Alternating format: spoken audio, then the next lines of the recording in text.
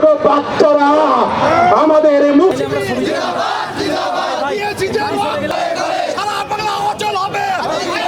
প্রিয় সহযোদ্ধা হাদি ভাইয়ের উপর যে গুলিবর্ষণ করা হয়েছে তার প্রেক্ষিতেই সারা বাংলাদেশে জাতীয় নাগরিক পার্টি থেকে বিক্ষোভ মিছিলের ডাক দিয়েছে।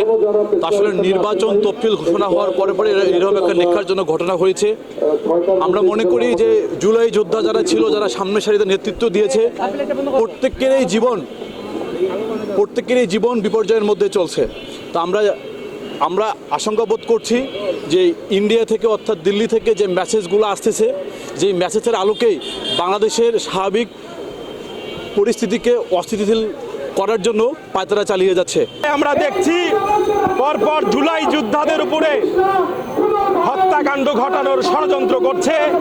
এরই ধারাবাহিকতায় আমরা দেখছি যে ইনকিলাব মঞ্চের যে মুখপাত্র আমাদের সহযোদ্ধা হাদিকে যে গুলি করা হয়েছে, এটি মনে করি যে এক হাদিকে গুলি করা হয়নি, বাংলাদেশের লক্ষ লক্ষ জুলাই যোদ্ধা সবাই এক হাদিকে গুলি করে আমাদের এই আন্দোলন, নতুন বাংলাদেশ গড়ার যে আমাদের স্বপ্ন, সেটাকে ব্যর্থ হয়ে ঘটানো যাবে না। এক হাদিকে হত্যা করে সারা বাংলাদেশের আমাদের জুলাই যোদ্ধাকে দাবিয়ে দেওয়া যাবে না। অপশক্তি তাকে গুলি করেছিল, সেই অপশক্তিকে অলরেডি আমাদের শনাক্ত করা হয়েছে। আমরা চাই প্রশাসন যে কোনো মূল্য হোক তাকে গ্রেপ্তার করবে এবং আইনের আওতায় আনবে। আরেকটি কথা মনে রাখবেন, যে একবার মাঠ থেকে পালিয়ে যায় সেই অপশক্তি কখনো আর সেই মাঠে ফিরতে পারে না।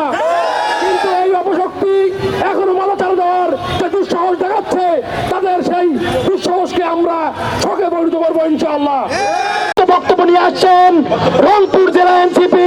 গত শুক্রবারে সেই তো হামলা হয়েছে, তার আমরা একত্রিত হয়েছি। সুতরাং আপনারা সবাই একটি নতুন নেতৃত্বের জায়গায় বসিয়ে দিয়েছে জনিক এবং প্রিন্ট মিডিয়ার ভাইয়েরা, যারা যোদ্ধাদের নির্মিত এই